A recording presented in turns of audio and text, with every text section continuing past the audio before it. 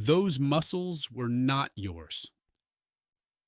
This video is about one of the most dangerous illusions of power, believing that all the strength you feel around you truly belongs to you, when in reality, part of that strength often belongs to the role you hold, the company you represent, and the system that amplifies your voice every single day.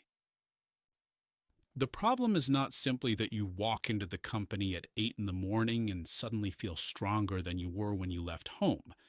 The real problem is that after a while, you start believing that strength is an accurate measurement of who you are, when very often it is only the distorted response of an environment that has learned to react to your role, your title, your budget, your ability to open or close doors, and not necessarily to the real quality of your ideas. This is the most dangerous part of power, because it does not always corrupt you through dramatic gestures. You do not wake up one morning thinking you are an emperor, but you receive small, distorted signals every single day.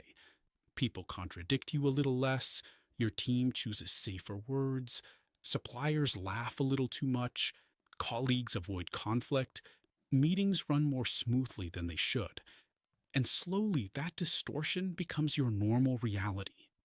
The psychology of power has studied this mechanism for years, from what some scholars have called hubris syndrome, a form of acquired arrogance that can develop when people remain too long in positions of command, to research suggesting that power can increase action, confidence, and initiative, while also reducing inhibition, listening, caution, and the ability to truly read other people's reactions. Translated into the language of business, it means something very simple and very uncomfortable. The higher you rise, the less real feedback you receive, because the truth does not disappear, but it arrives filtered, softened, delayed, made digestible, packaged in a way that does not disturb too much the person who, at that moment, controls decisions, careers, budgets, opportunities, relationships, suppliers, and access to power. And this is where many managers lose themselves, because they confuse silence with agreement, caution with respect, obedience with trust, convenience with admiration, and the fact that nobody feels like contradicting them with the ridiculous proof that their ideas are always solid. The point is not to deny the value of leadership, because an important role requires competence, clarity, and responsibility, but to understand that when you represent a strong company, part of your strength is not yours. It is borrowed strength. It is the context inflating your muscles. It is the system amplifying your voice. It is the position making it easier for others to listen to you, even when you are not as brilliant as you think. A mature leader knows this, and that is exactly why he uses power with respect, looks for real dissent, protects the people who tell him uncomfortable truths, does not fall in love with his amplified image, and never confuses the chair he sits in with his own personal stature. A fragile leader does the opposite.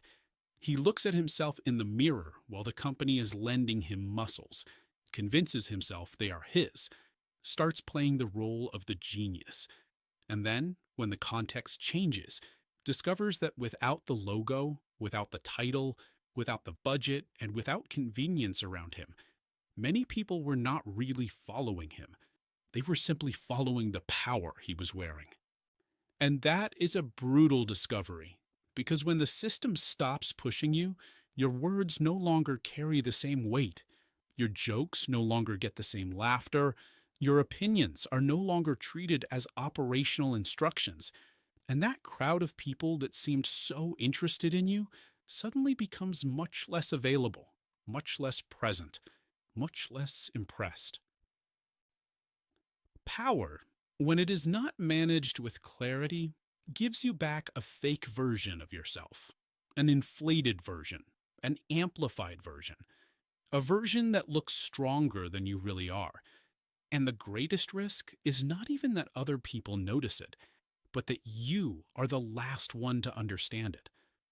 So the question is not whether you are strong when the system is pushing you, because under those conditions, many people look strong. The real question is what remains of your leadership when the system stops inflating your muscles. Torry. Food for thought. Stay aware.